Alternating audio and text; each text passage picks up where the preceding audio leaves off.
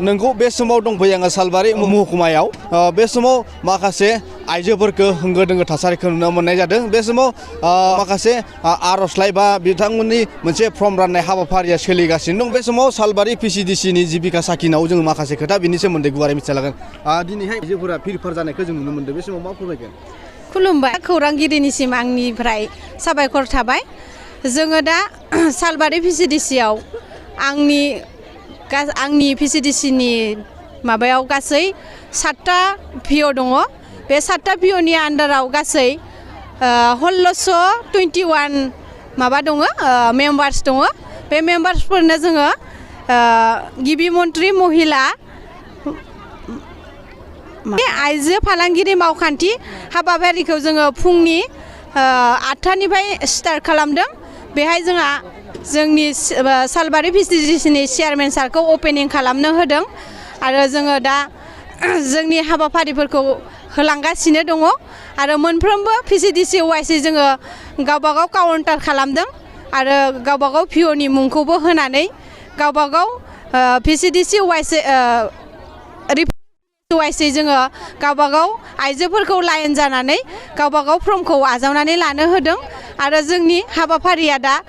मोजाङैनो सोलिबाय दं जेबो दावराव दावसि सोमजियाखै जेरैबायदि लानांगौ बेफोरबायदियैनो मेम्बार्सफोराबो लानानै गाव गावनि फर्मखौ लानानै थांफिनगासिनो दं बेखिनिखौ बुंनानैनो आङो आंनि बुंनायखौ फोजोबबाय खुलुमबाय फर्म दाननायाव माबाफोर फैसाफोर लानाय जादों फर्म लानायाव जोङो जिहेथु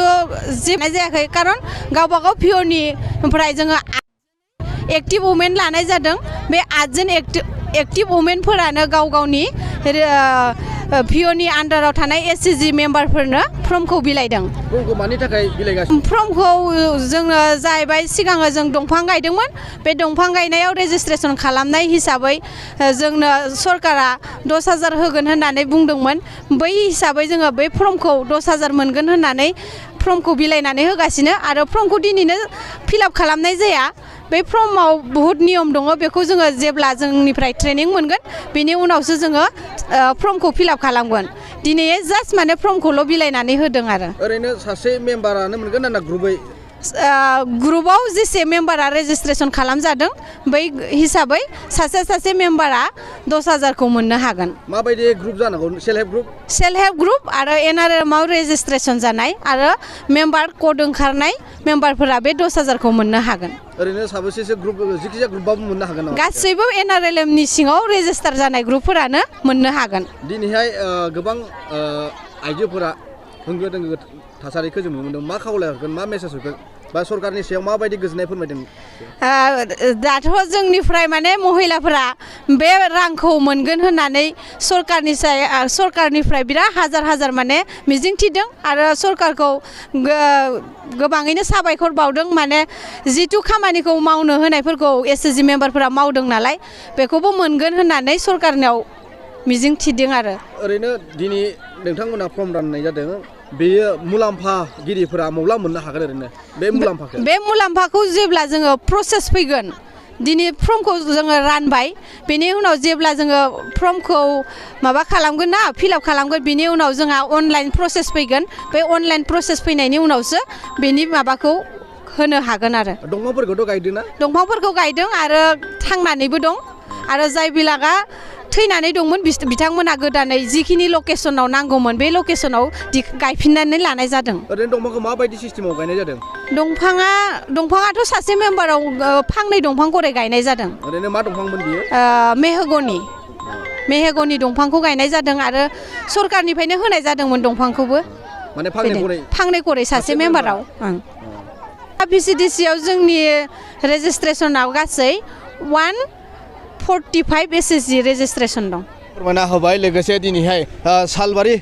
महकुमायाव गोबां आइजोफोरा होंगो दोंगो बा थासारिखौ जों नुनो मोननाय जादों भिरभारखौ नुनो मोननाय जादों बिथांमोननो दिनैहाय दंफां फुलि गायनायनि मुङाव माखासे फर्म राननाय हाबाफारि लादों बे हाबाफारियाव जों बाहागो लाफैदों बे समाव दंफैयो सालबारिनिफ्राय अनजय बसुमतारिनि खौरां थुनलाइयारि बिथिङाव फिन गोजोनथाव रादाब लानानै फैदों बिटिआर सोरखारा गोजोननि नोगोर क'क्राझाराव फिन खुंजानो थांगासिनो 3थि थुनलाइयारि फोरबो सोलिफु जानुवारि दाननि फैगौ 27, 28 आरो 29 जानुवारियाव सानथामनि हाबाफारिजों खुंजागोन थामथि क'क्राझार लिटारारि फेस्टिवल एबा थामथि क'क्राझार थुनलाइयारि फोरबो। बिटिआर सरकारनि बानजायनायाव सिगां बोसोरफोराव खुंबोनाय बायदिनो देग्लायबो बिटिआरनि गाहाय राजथावनि गोजोननि नोगोर क'क्राझारनि सान्दामारियाव थानाय बड'फा कालचारेल कमप्लेक्सआव सानथामनि हाबाफारिजों खुंनो लादों थामथि क'क्राझार लिटारारि फेस्टिवलखौ। सिगां बोसोरफोरनि बायदिनो बे खेबावबो हादरनि गुबुन गुबुन रायजोफोरनि खना खनला थानाय हारि हारिसाफोरनि खन्थाइगिरि थुनलाइगिरिफोरजों लोगोसे गुबुन बायजो हादरफोरनिफ्रायबो गोबां मुंदांखा लिरगिरि थुनलाइगिरि सोलोंथाइगिरिफ्रा बाहागो लाफैगोन। थुनलाइ मुलुगखौ दावगाहोनो हादरनि खना खनला थानाय हारि हारिसाफोरनि राव थुनलाइखौ सोराङाव लाबोनो मुलुगनाङै थुनलाइगिरिफोरनि गेजेराव लोगो हमलायनाय खाबुनि गेजेरजों गाव गावनि राव थुनलाइनि सोमोन्दै मिथिहोलायनाय रायलायलायनाय आरो सोमोन्दोखौ गोख्रों खालामनायनि मोनसे